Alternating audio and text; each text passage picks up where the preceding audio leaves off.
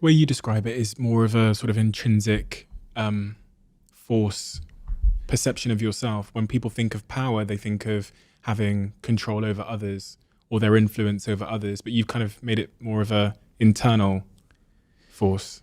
Yeah, well, if you can't control yourself, then you're in a lot of trouble in this world, right? Because when you just naturally are yourself doing things, you're going to offend people. You learn early on we're social animals. I have to tailor my behavior, you know?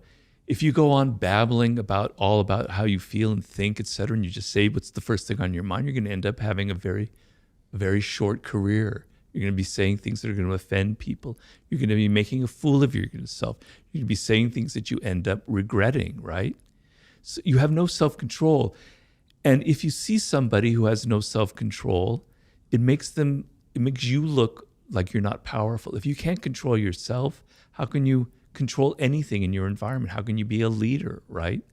So you have to learn certain things about your nature, about who you are, and not just be anybody. You have to kind of tailor your appearances as well.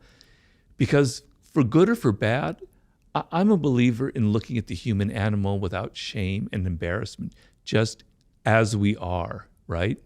And appearances matter. It's the animal part of our nature.